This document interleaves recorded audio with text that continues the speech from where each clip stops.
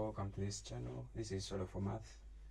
This is the third episode of partial fractions. Today we are covering type 2, where we have a fraction with the denominator having a repeated factor. How do we handle such a case? What do I mean by repeated factors? For example, if you have a denominator with something like x plus 4 with a power greater than 1. So this means that this factor x plus 4 is repeated twice. It's like x plus 4 into x plus 4. Okay? If you have something like x minus 1, this means that the factor is x minus 1, but it is repeated 3 times. So it's like we have linear factors x minus 1 into x minus 1 into x minus 1. So we want to look at this kind where the denominator has such a factor. Okay, so let's look at examples right away. If we have to decompose this fraction x plus 3 over x plus 1 squared, let's start with this simple one where the factor here is repeated twice. So first of all, we said examine the denominator. If the degree of the polynomial in the denominator is less than the degree of the polynomial in the numerator, we can clearly see that here the degree is 2 and here it is 3, so we can move on because this is a proper fraction. So the second thing, identify what is the nature of the denominator. Do we have linear factors? Do we have quadratic factors that cannot be factorized? Do we have repeated factors? Once you identify repeated factors, what do? This is what we do. The partial fractions in this case will be of the form a over the denominators that are of increasing powers of the factor. What do I mean? The first partial fraction will be a over x plus 1. We said the partial fractions have increasing powers of the factor. The factor is x plus 1.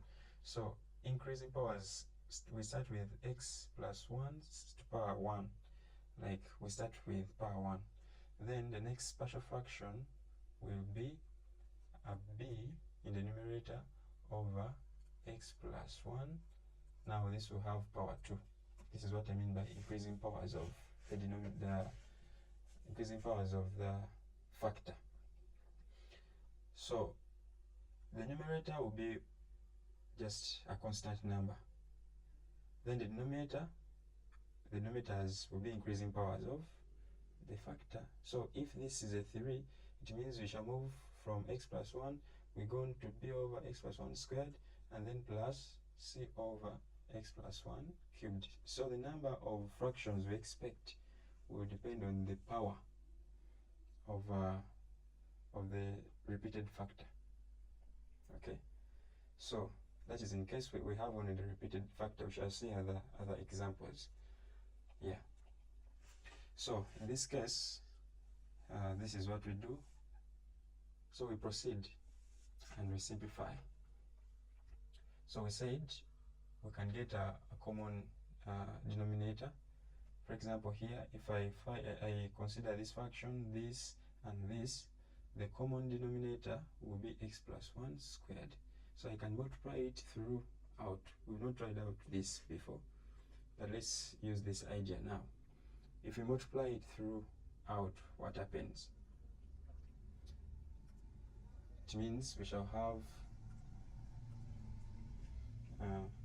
we had x plus 3 over x plus 1 squared equals 2. We said our partial fractions will be of the form a over x plus 1 plus b over x plus 1 squared.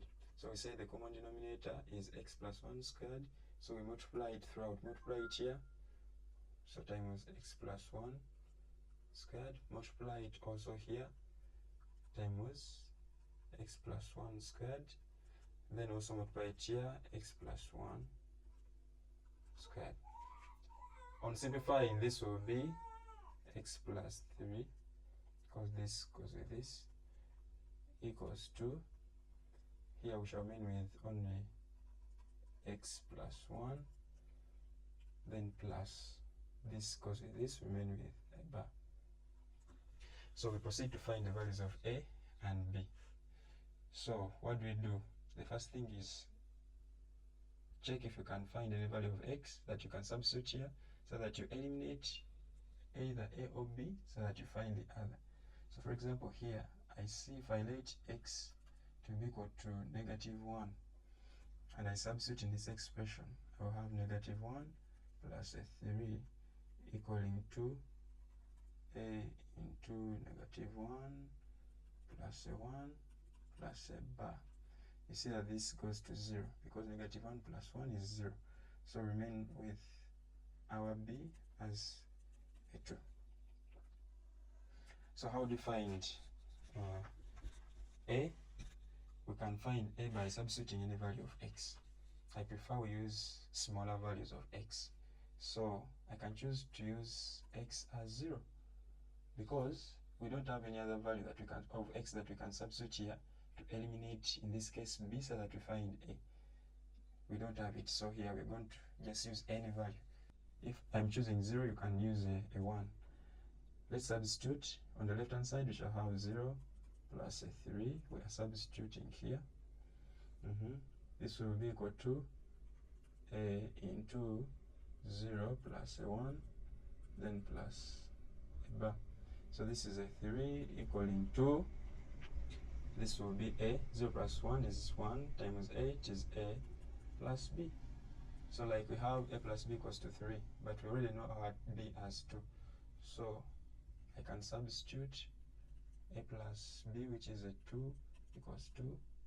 If you have just substituted, replace the bar, the b with the 2. So it means my a is equal to a 1. So after finding the value of a and the value of b, we substitute back in our expression. So it means our partial fraction, the fraction x plus 3 over x plus 1 squared can be expressed into partial fractions as a, which is 1 over x plus 1, then plus 2 over x plus 1 squared. And that is it. Let's check another example. Let's decompose x squared plus 1 over x into x minus 1 cubed. So what do we do? Examine the denominator. First check, is the denominator having a lower degree than, a bigger degree than the denominator? Yes, because when we expand this, we expect the denominator to have a power, the highest power of x as 4, here the numerator has the highest power of x as 2. So this is a proper fraction. If it is so, we move on. Check the denominator, study it. Do we have only linear factors? Do we have quadratic factors that cannot be factorized? Do we have repeated factors? So you can see that in this we're having a repeated factor. X minus 1 is repeated 3 times. And of course we have this as a linear factor, this one. So we have a linear factor, a combination of a linear factor, and then repeated factors. So the partial fractions here will be of the form, let's first consider the partial fraction with this linear factor. This one will be of the form, a constant a over x, just as we saw the linear factors in the previous videos. Then we add on, now we consider the partial fractions that are coming from these repeated factors.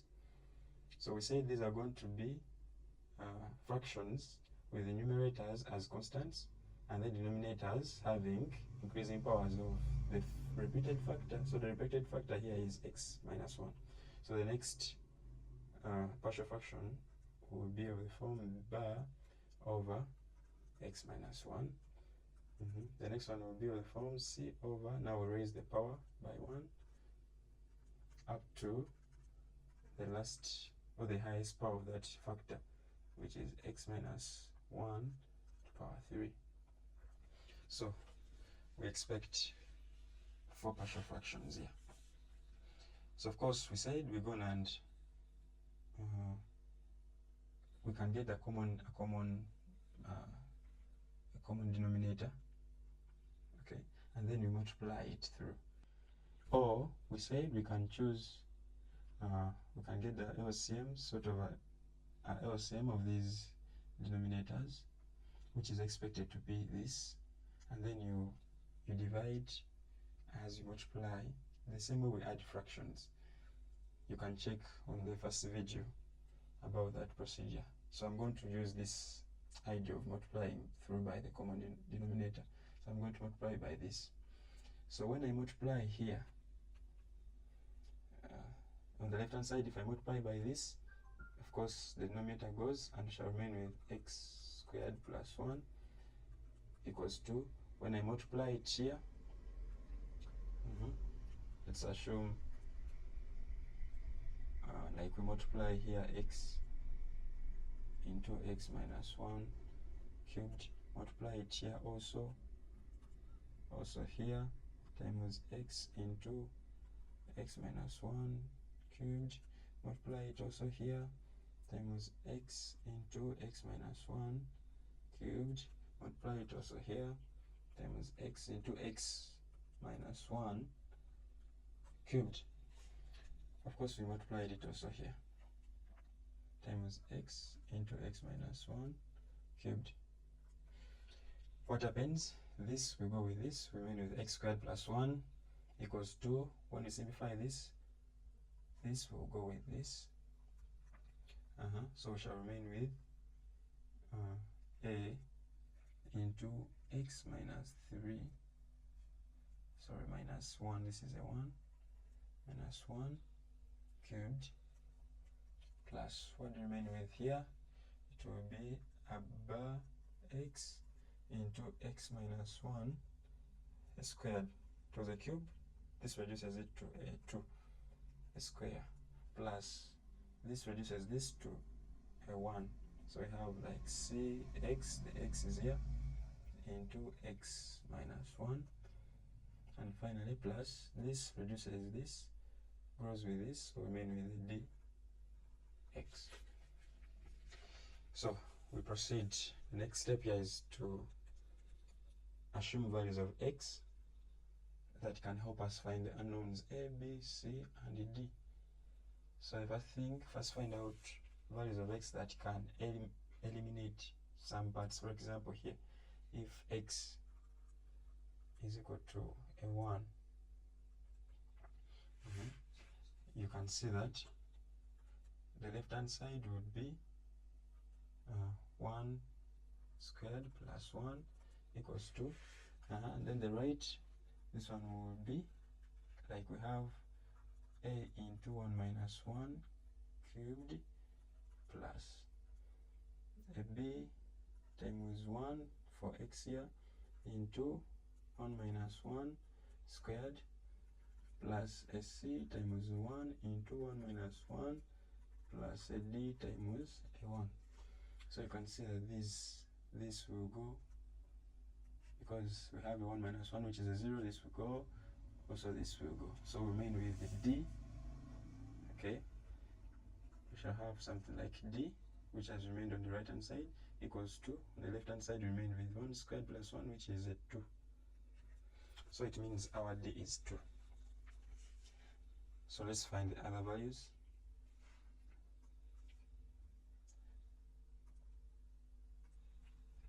Remember, our expression is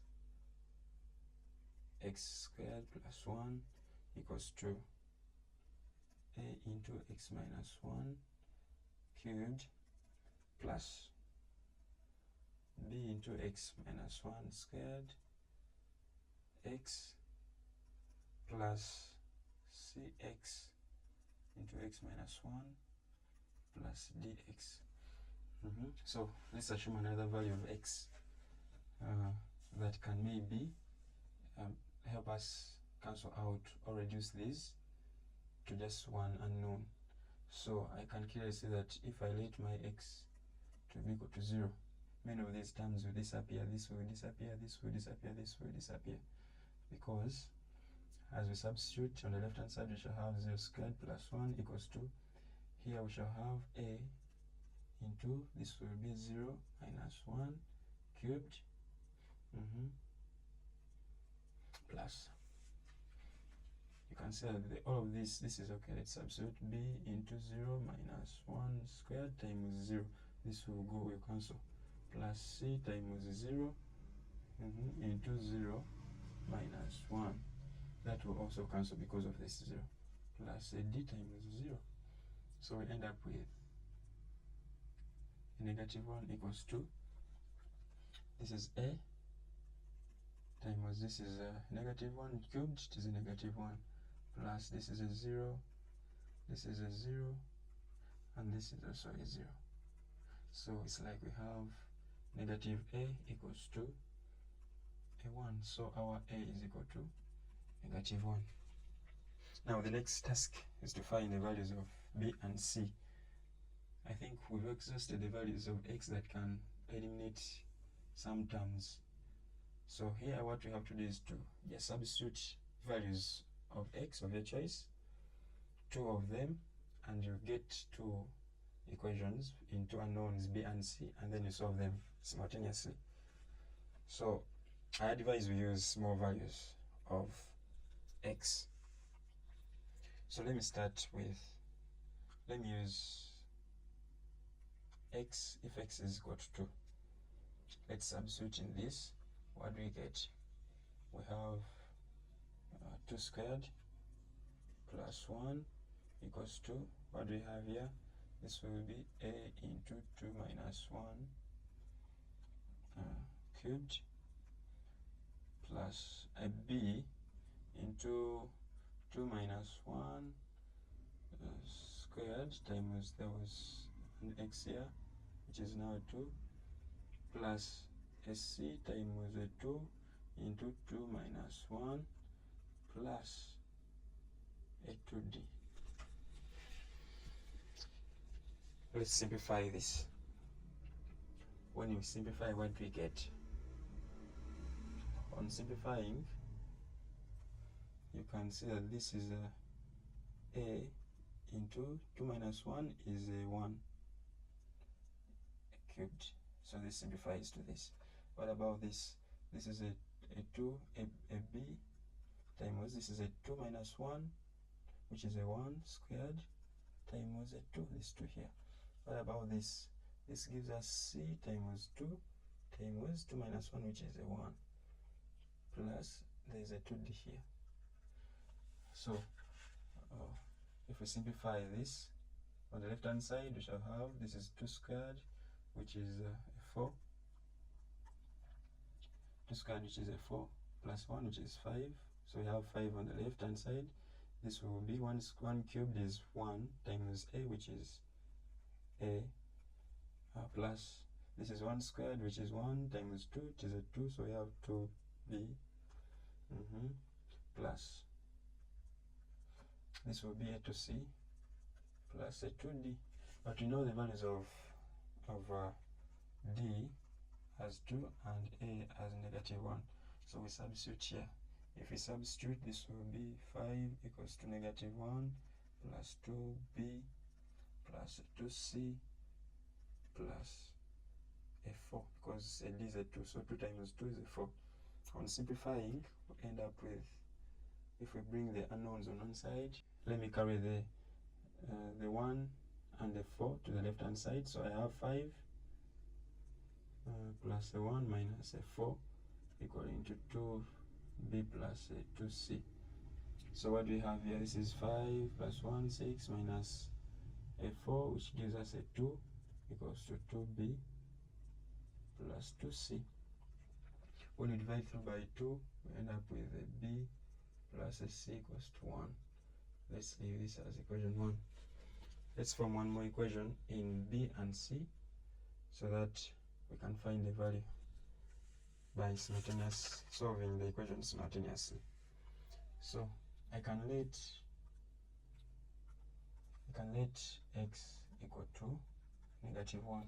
And when we substitute in this expression here, what do we get? Let's substitute together.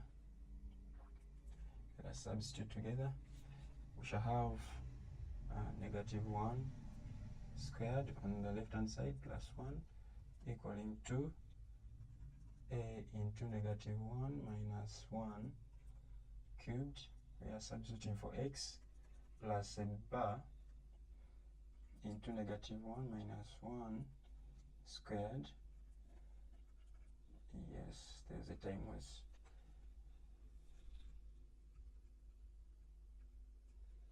There's a time was x here. Times x, which is -1, plus -1, which is x, times c into -1 minus 1 plus a d times -1. When you simplify, this is a 1 plus 1, which is a 2, equals 2.